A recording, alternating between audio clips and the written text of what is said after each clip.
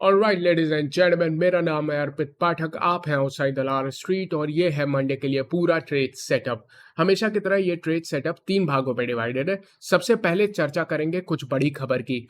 पूरे वीकेंड बड़ी खबर आती रही है। इसमें एक भारत से रिलेटेड खबर है, एक यूएस से रिलेटेड खबर है। इन दोनों पे डिटेल में चर्चा करेंगे और इनका बाजार पे क्या प्रभाव पड़ सकता है उसकी भी चर्चा करेंगे। उसके बाद ट्रेड टेक अवे में आएंगे। यहाँ पे निफ्टी, बैंक निफ्टी की टेक्निकल, ऑप्शन चेन, सारे डेटा देखने के बाद बाजार का स्ट्रक्चर को समझने का प्रयास करेंगे। एक बार बाजार का स्ट्रक्चर समझ में आ गया तो बड़ी आसानी से स्ट्रेटेजी बनाएंगे, सिंपल सी। लेकिन इंपॉर्टेंट क्या है कि इस स्ट्रेटेजी को अप्लाई कहाँ पे करना है, वो ज्यादा इंपॉर्टेंट है। और कहाँ पे ये इंप्लीमेंट नहीं करना है, किसी भी लेवल से एंट्री नहीं करनी है, किसी भी लेवल पे एग्जिट नहीं करना है ना। उसके लिए प्रॉपर लेवल्स होने चाहिए। तो निफ्टी, बैंक निफ्टी में सारे सपोर्ट और रेजिस्टेंस के लेवल्स निकालेंगे। उसमें से भी सबसे इंपॉर्टेंट कौन से लेवल है, इनकी चर्चा करेंगे। तो ये है वीडियो का पूरा एक आउट फ्रेम जो आपको समझ में आ गया है। किसी भी पार्ट पे स्किप करना चाहते हो तो टाइम पे स्टेप वीडियो में आपको मिल जाएगा। आइए डायरेक्टली स्टार्ट करते हैं। सबसे पहले बड़ी खबर पे। सबसे बड़ी खबर क्या थी यार? आरबीआई की मॉनेटरी पॉलिसी थी फ्राइडे को, जिसको हम लोग ने देखा, ट्रैक कर भी रहे थे। अच्छा, आरबीआई की मॉनेटरी पॉलिसी वैसे देखो तो बिल्कुल न्यूट्रल थी। जो अनुमान लगाया जा रहा था, मैंने भी चर्चा की थी कि इंटरेस्ट रेट में कोई ऐसा बहुत बड़ा चेंज नहीं आने वाला है। तो कोई ऐसी चेंज नहीं आई है। हेडलाइन में इंटरेस्ट रेट बिल्कुल सेम रखा गया है। और कोई डिटेल में जाओगे तो कोई भी ऐसी गुगली फेंकी नहीं गई है। इसीलिए आपने बाजार का रिएक्शन देखा। जो भी लेवल्स फ्राइडे के ट्रेडिंग सेशन में दिए थे, ऑलमोस्ट उनको पूरी तरह से नीचे और ऊपर रिस्पेक्ट किया है बाजार ने। एक छोटी सी चीज है जो कहीं मिस आउट हो सकती है, वो मैं आपके लिए हाईलाइट कर लूंगा।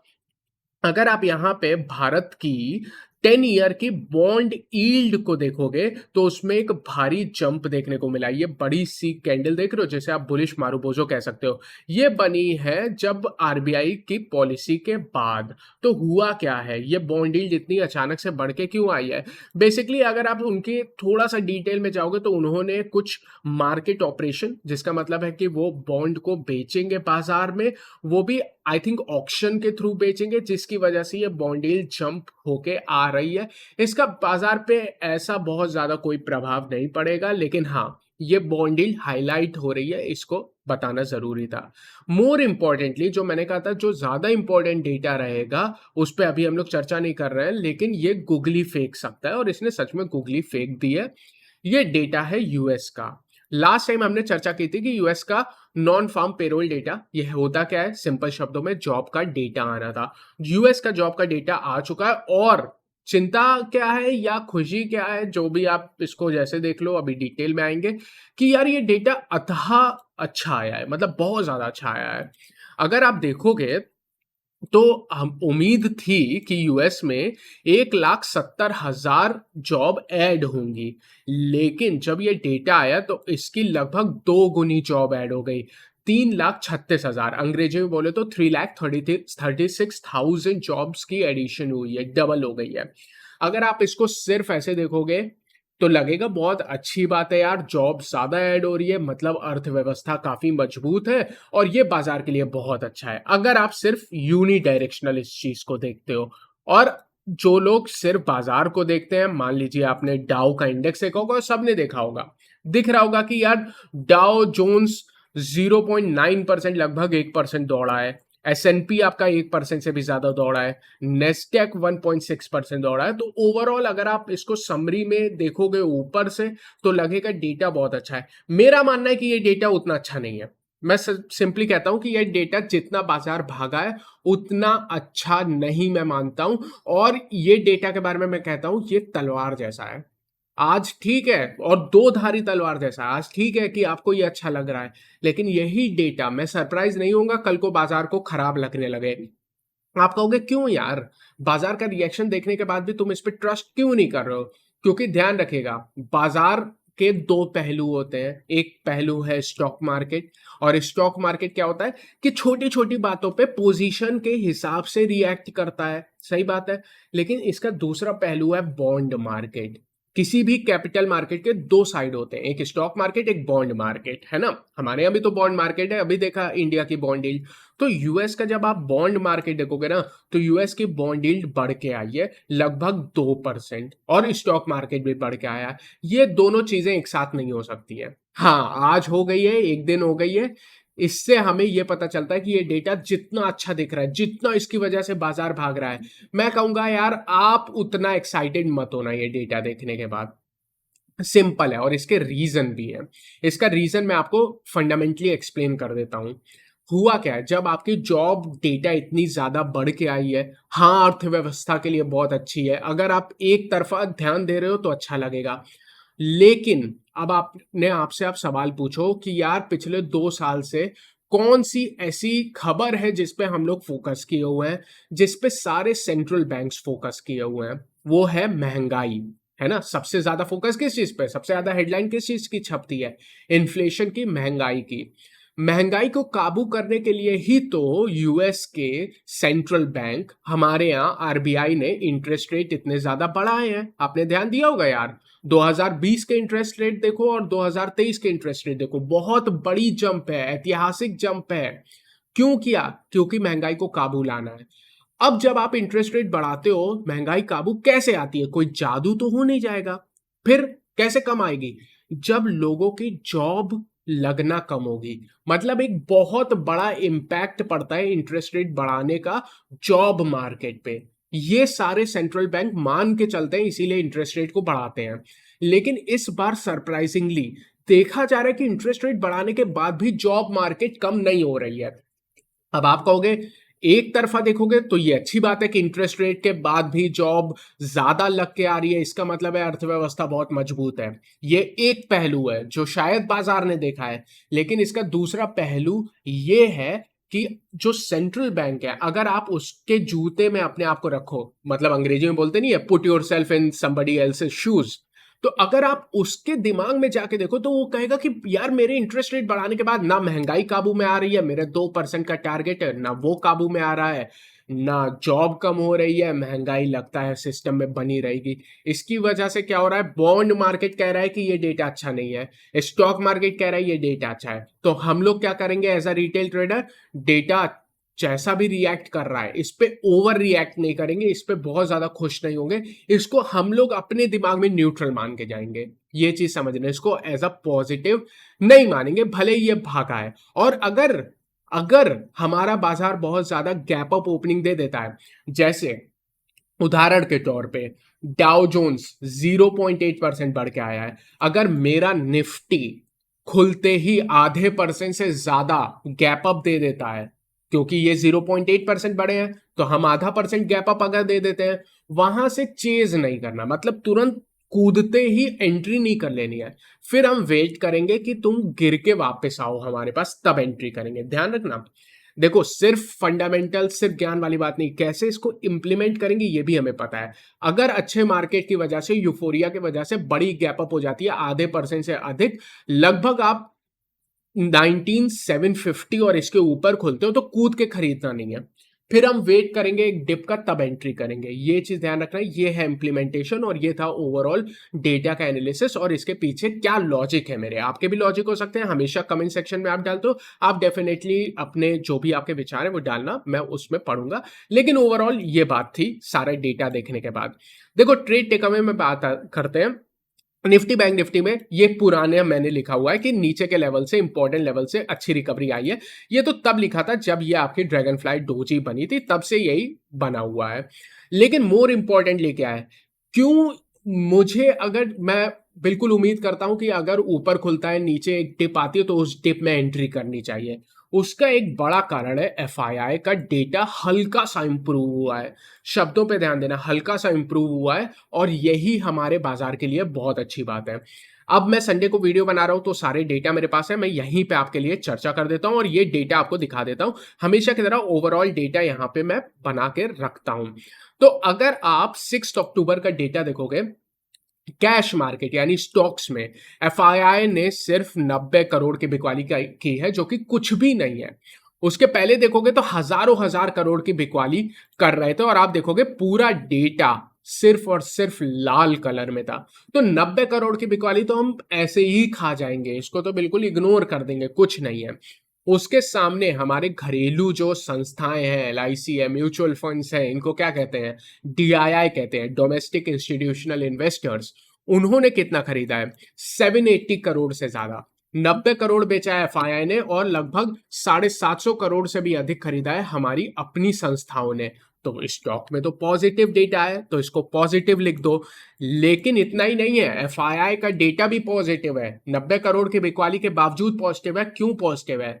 क्योंकि डेरिवेटिव मार्केट पे देखो, उसका क्या मतलब है, फ्यूचर ऑप्शन जहां पे हम लोग ट्रेड करते हैं, उसका डेटा भी देखना इंपॉर्टेंट है एज अ ट्रेडर। सिर्फ कैश के डेटा से कुछ नहीं होता है, एज अ ट्रेडर हमें डेरिवेटिव का डेटा देखना है। डेरिवेटिव के डेटा देखो, इंडेक्स फ्यूचर में 404 करोड़ की खरीदारी है। अब 404 करोड़, 404 करोड़ कोई बड़ा आंकड़ा नहीं है, लेकिन लगातार बिकवाली के बाद ये डेटा न्यूट्रल हो रहा है, क्योंकि इसके एक दिन पहले 500 करोड़ की खरीदारी थी, आज 400 करोड़ की खरीदारी है। 2 दिन का डेटा पॉजिटिव है और ये बड़ी अच्छी चीज है। अच्छा, इसकी वजह से एक और चीज हुई है, वो मैं आपको ग्राफिकल फॉर्मेट में हमेशा कन्वर्ट करके बताता हूं, उनकी पोजीशन को, यहाँ पे फ्यूचर पोजीशन को हमेशा ट्रैक करता हूं। आपको सिर्फ एक चीज नोट करनी है कि इस खरीदारी की वजह से जो 4 अक्टूबर को 90,000 से ज्यादा कॉन्ट्रैक्ट निगेटिव थे, अब वो 85,000 के आसपास हो चुके हैं, यानी लगभग 7-8 हजार कॉन्ट्रैक्ट की पॉजिटिविटी देखने को मिली है। ये भी हमें नोट करना है। तो ये डेरिवेटिव का डेटा पॉजिटिव है। इसके बाद अगर आप ऑप्शंस का डेटा देखो, जो ऑब्वियसली डेरिवेटिव का पार्ट है, फ्यूचर का डेटा पॉजिटिव है, ऑप्शंस का डेटा भी पॉजिटिव है, क्योंकि इन्होंने कॉल को खरीदा है और पुट को बेचा है, तो दोनों तरफा पॉजिटिव है। ओवरऑल डेटा बड़े दिनों बाद मैं आपको कह सकता हूं कि एफआईआई का डेटा पॉजिटिव है। तो अगर आपको कोई डिप मिलती है ना, तो उसमें आपको कॉन्फिडेंटली एंट्री करने के मौके मिलेंगे। हम निगेटिव साइड पे नहीं है ओवरऑल डेटा देखने के बाद, लेकिन यूफोरिया नहीं बनाएंगे सिर्फ डाउ को देख के। ये चीज में आपको समझना है, डाउ को देख के बहुत कूदेंगे नहीं, लेकिन जब एंट्री के लेवल आएंगे तो चूकेंगे भी नहीं। ये है हमारी स्ट्रेटेजी, बिल्कुल क्लियर शब्दों में। अब छोटी सी आपको समरी बनाने के बाद फिर थोड़ा डिटेल में जाते हैं और वहां से लेवल्स निकालेंगे। सबसे पहले समरी में, निफ्टी की टेक्निकल न्यूट्रल है। न्यूट्रल क्यों है? क्योंकि आप हल्के से रेजिस्टेंस के पास हो, इसलिए न्यूट्रलिटी कह रहा हूं। लेकिन ऑप्शन चेन पॉजिटिव है, इनको पता होगा कुछ ना कुछ पॉजिटिव आने वाला है, भाई संस्थाओं को पता होता है, हमें बाद में पता चलता है। ऑप्शन चेन पॉजिटिव है, एफआईआई का डेटा पॉजिटिव है, तो भाई 3 में से 2 चीज पॉजिटिव है, एक न्यूट्रल है, तो पॉजिटिविटी तो है ही।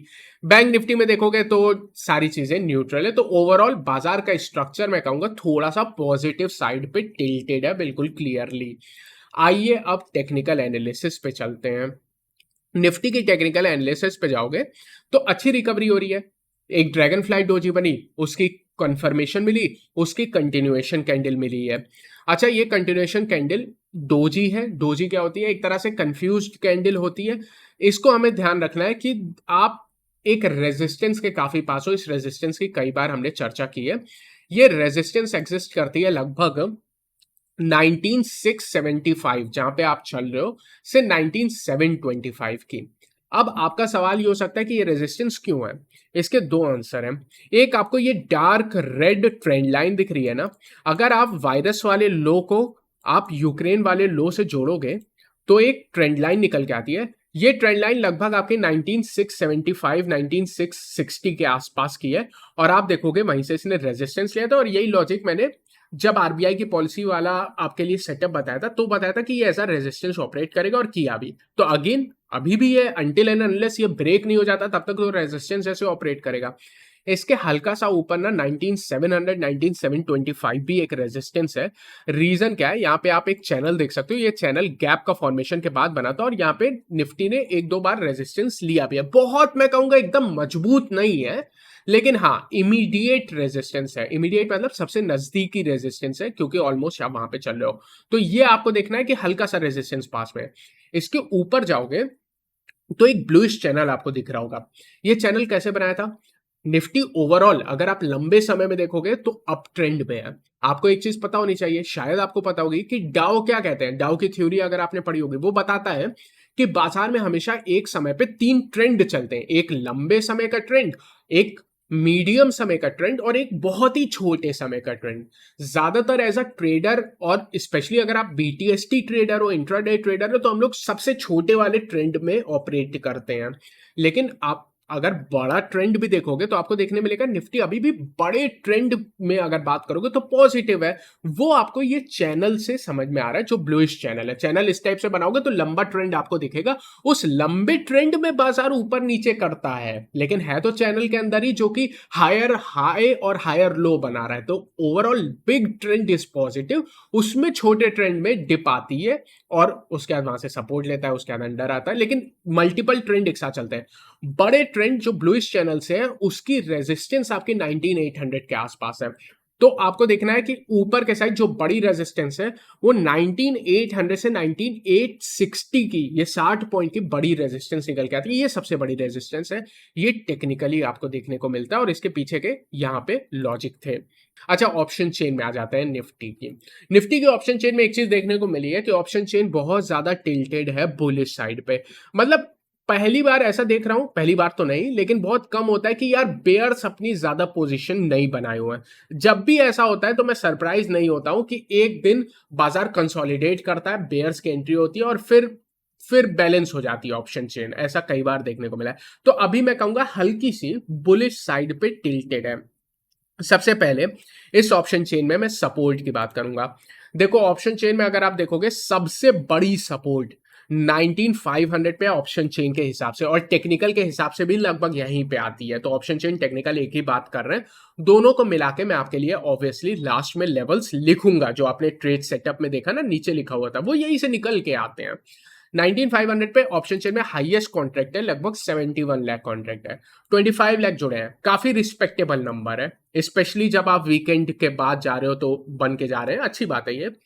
ध्यान देना है कि हाईएस्ट कॉन्ट्रैक्ट 19600 पे जुड़े हुए हैं, जो कि लगभग 51 लाख है। तो आपको बुल्स का कॉन्फिडेंस दिख रहा होगा यहाँ पे कि आप 19650 पे चलो। हाईएस्ट कॉन्ट्रैक्ट पूरी ऑप्शन चेन में, बुल्स बेयर्स किसी के भी डेटा देख लो, हाईएस्ट कॉन्ट्रैक्ट 19600 पे ऐड हो रहे हैं। ये आपको बताता है कि बॉस बुल्स का कॉन्फिडेंस काफी हाई है। अगर नीचे डिप आती है तो बुलिश साइड पे आपको एंट्री के मौके मिलेंगे। ये ऑप्शन चेन में बनी हुई पोजीशन आपको बता रही है यहाँ पे बिल्कुल क्लियरली। बेयर साइड पे देखोगे, अच्छा नोटिस करो, हाईएस्ट कॉन्ट्रैक्ट बुल्स के साइड 19500 पे, हाईएस्ट एडिशन 19600 पे।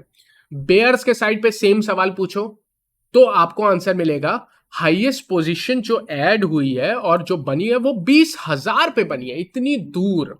तो जब भी इतनी दूर पोजीशन बनती है ना, इसको ऐसे नहीं देख रहे कि बहुत दूर पोजीशन बनी है तो बहुत बड़ा कुछ मूवमेंट आने वाला है। May be not, hedged position है।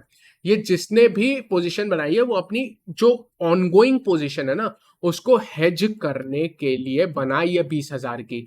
तो आपको देखने को मिल रहा है कि यहाँ पे बेसिकली बुल्स थोड़े ज्यादा हैवी हैं, इसीलिए बाय ऑन डिप्स की स्ट्रेटेजी बिल्कुल क्लियरली निकल के आती है। ये ऑप्शन चेन आपको क्लियरली बता रही है।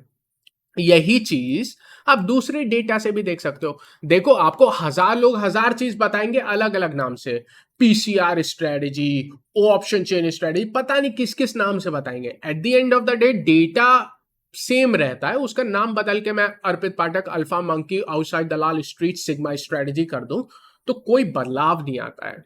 बेसिकली हमें इंपॉर्टेंट है डेटा को कैसे रीड करना और वो डेटा क्या कह रहा है। तो पुट कॉल रेशियो भी देखोगे तो आपको क्या कह रहा है, यही चीज जो आपको एफआईआई कह रहा है कि डेटा पॉजिटिव है, यही चीज जो टेक्निकल कह रहा है कि हाँ पॉजिटिविटी है, यही चीज जो ऑप्शन चेन कह रही है कि पॉजिटिविटी है। उसी को देखने के मल्टीपल तरीके हैं, 4-5 तरीके, 6 तरीके हैं, 8 तरीके हैं। इसी में आप मूविंग एवरेजेस जोड़ दो, इसी में आप इंडिकेटर्स जोड़ दो, सारी बातें डेटा के बाद एक ही चीज कह रही है कि हल्की सी पॉजिटिविटी है। पुट कॉल रेशियो से यही बात 1.1 पे है पुट कॉल रेशियो, जो कि बुलिश है। इस पे ध्यान रखनी है। ब्रॉडर मार्केट को एक बार देख लेते हैं। ब्रॉडर मार्केट क्या है, निफ्टी 500 पे। क्यों? क्योंकि इसमें मिड कैप स्मॉल कैप सारे आ जाते हैं और सारी सिग्निफिकेंट कंपनी आ जाती है और मार्केट कैप के हिसाब से 85% मार्केट कवर हो जाता है। यहां पे आप देखोगे ये भी आपको वही बात कर रहा है। आज 5 शेयर जो गिर रहे थे उसके सामने 9 शेयर बढ़ के आ रहे थे। आप देखोगे जिस एंगल से देख लो सारे डेटा लगभग एक टाइप की बातें आपको कर रहे हैं। निफ्टी 50 पे देख लो, अगर यहां पे देखोगे तो 41 शेयर पॉजिटिव थे और 9 शेयर गिर रहे थे। एक चीज पे ध्यान रखनी है, काफी इंटरेस्टिंग है, वॉलेटिलिटी इंडेक्स पे ध्यान रखनी है। विक्स भारत की काफी नीचे के लेवल पे 10.3 पे है, जो मेरा मानना है काफी कम हो चुकी है। मंडे को खुलेगा, अगर गैप अप होती है तो और नीचे आ जाएगी। फिर अगेन मैं वही रिपीट करूंगा कि अगर बड़ी गैप अप होती है तो चेस नहीं करना चाहिए, क्योंकि विक्स बहुत ही लोअर लेवल पे आ जाएगी। फिर वहां से ऊपर आने की संभावना है, और ये ऊपर जाएगा तो आपको एक डिप मिलेगी। तो बेटर है कि उसको चेज ना करने से एक अपनी डिप पे ही एंट्री करें। विक्स में मैं देख रहा हूं आने वाले समय में, जैसे जैसे मंडे के बाद आप आगे बढ़ोगे, स्पेशली रिजल्ट सीजन भी आ रहा है, विक्स में मैं थोड़ी सी इजाफा देख रहा हूं, बहुत बड़ी नहीं, हल्की सी 10.8, 11, 11.2 इस रेंज में एक बार जंप करके ये वापस आनी चाहिए। अभी काफी नीचे है, और नीचे इसमें सपोर्ट भी है। तो इतना बात है विक्स की। बैंक निफ्टी पे आ जाते हैं। बैंक निफ्टी में भी अगेन सेम तरह की कहानी है, यहां पे भी डोजी बनी है। अच्छा, बैंक निफ्टी में भी अगेन रेजिस्टेंसेस आप अगर आप देखोगे तो बिल्कुल क्लियर नहीं, सपोर्ट तो हम सबको दिख ही रहा है ना, 44,165 नीचे 44,000 पे काफी इंपॉर्टेंट सपोर्ट है। सपोर्ट तो हम लोग लगातार चर्चा कर रहे हैं। जब आप ऊपर जा रहे हो तो हमें ध्यान रखना है रेजिस्टेंस पे कहां पे है। जब लास्ट टाइम आरबीआई की पॉलिसी के पहले भी वीडियो बनाया था तो आपको यही बात कही थी कि 44,500 से 44,600 की रेंज में अच्छी इंपॉर्टेंट रेजिस्टेंस है। 44,500, 44,600 कहां से निकलती है? ये चैनल बनी हुई है, ये ब्लैक चैनल आपको दिख रहा होगा, जिसकी टॉप 44,500 पे। ये बेसिकली यहाँ पे निफ्टी ने कई बार, बैंक निफ्टी ने कई बार कंसोलिडेट किया, टाइम पास किया है, तो इसीलिए ऐसा रेजिस्टेंस ऑपरेट करती है गई है। देखा गया है कि ऊपर से आता है तो यहाँ पे बुल्स की एंट्री होती है, नीचे कई बार ऐसा रेजिस्टेंस ऑपरेट करता है। तो इसलिए 44,500, 44,600 रेजिस्टेंस है, जो इमीडिएट रेजिस्टेंस है। अगेन बड़ी रेजिस्टेंस बैंक निफ्टी में भी उसी तरह से निकल के आती है। आप एक चैनल देखोगे, ये चैनल वैसे ही बनाया गया जैसे निफ्टी का बनाया गया। इसमें ऊपर जाओगे तो ये लगभग 45,000, 44,900 के आसपास सबसे बड़ी रेजिस्टेंस है, काफी बड़ी रेजिस्टेंस है। इसके आसपास तो डेफिनेटली एंट्री नहीं करनी है, नई एंट्री इसके आसपास तो नहीं करनी है, और ये तो बात आप भी जानते हो। तो वही टेक्निकल आपसे कह रही है।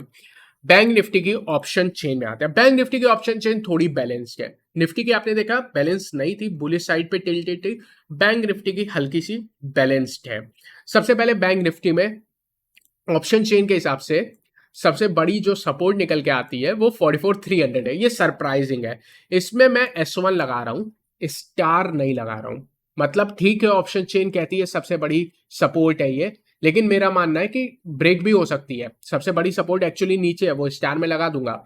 लेकिन 44,300 पे आप देखोगे ऑप्शन चेन के हिसाब से लगभग 24 लाख कॉन्ट्रैक्ट है, 13 लाख जुड़े हैं, जो हाईएस्ट पोजीशन भी है और हाईएस्ट एड भी हुआ है, तो ऑप्शन चेन के हिसाब से। लेकिन ओवरऑल डेटा इतना बड़ा भी नहीं है ना, 25 लाख कॉन्ट्रैक्ट क्या ही होता है यार, कम है आजकल। आजकल तो करोड़ करोड़ कॉन्ट्रैक्ट तो बैंक निफ्टी में एक स्ट्राइक पे देख ले रहे हैं, तो इतनी कोई बहुत बड़ी सिग्निफिकेंस नहीं है। सबसे बड़ी सपोर्ट 44,000 से 43,900 S2 है, स्टार है, बहुत बड़ी सपोर्ट है। यहाँ पे आता है तो डेफिनेटली बुल्स की एंट्री होगी और मौका मिलेगा एंट्री का, काफी इंपॉर्टेंट है।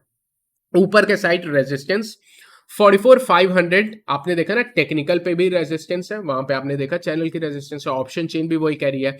बेयरिश साइड पे सबसे ज्यादा पोजीशन, सबसे ज्यादा एडिशन यहीं पे हुई है, लगभग 30 लाख कॉन्ट्रैक्ट हैं, लगभग 10.5 लाख कॉन्ट्रैक्ट ऐड हुए हैं। तो सबसे बड़ी रेजिस्टेंस ऑप्शन चेन से तो यही निकल के आती है, 44,500, 44,600। लेकिन सबसे बड़ी नहीं है। मैं सरप्राइज नहीं होगा कि अगर एक बार ब्रेक हो जाए। उसके बाद कहीं 44,800 से 44,900 पे सबसे बड़ी रेजिस्टेंस स्टार वाली यहाँ पे निकल के आती है। अच्छा, बैंक निफ्टी के बारे में क्या बोला कि हाँ, यहाँ पे पोजीशन आपको क्लियरली डेटा में दिख रही होगी कि हाँ बैलेंस है, निफ्टी जैसा नहीं है कि उतनी दूर बन रही है। वही चीज पुट कॉल रेशियो से भी देख लो। Put call ratio bank Nifty की 0.88 है, बिल्कुल ही न्यूट्रल है, हल्की है, अच्छी बात है। नीचे आएगा एंट्री का मौका देगी। एडवांस डिक्लाइन की बात कर लो, ब्रॉडर मार्केट 8 शेयर ऊपर थे, 4 शेयर नीचे गिर रहे थे बैंक निफ्टी में। ओवरऑल सरकारी बैंकों पे एक बार नजर डाल लो तो आज कुछ ज्यादा नहीं किया सरकारी बैंकों, आई मीन फ्राइडे के सेशन में कुछ ज्यादा नहीं किया, लगभग 0.27% अंडर परफॉर्म किया है बैंक निफ्टी को। बैंक निफ्टी हल्का सा थोड़ा ज्यादा था, तो ऑलमोस्ट बराबर मूव किया है।